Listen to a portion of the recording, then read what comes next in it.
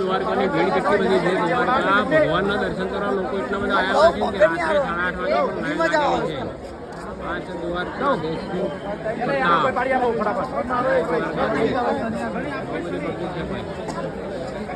અમે પણ જોવા માટે આવ્યા હતા, દર્શન કરવા માટે ટાઈમ નહીં મળી રહ્યો. શું કહ્યું હિરલબેન? હિરલબેન તમે શું કરવા માટે આવ્યા હતા? હિરલબેન તમે કેમ આવ્યા હતા? દર્શન કરવા?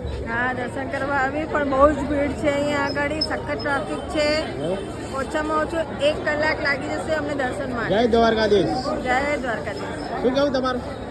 અમે બી તમારા હિરલ દીદી જોડે આવીએ બેબી કે જોઈ લઈએ, ભીડ જ એટલી છે તો અમે પાછા જઈએ છીએ.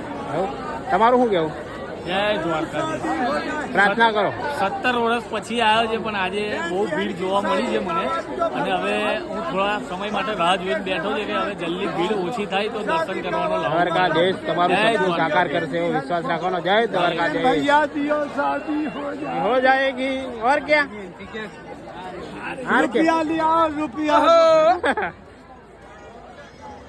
चलो चलो. जय દ્વારકાધીશ. જય દ્વારકાધીશ.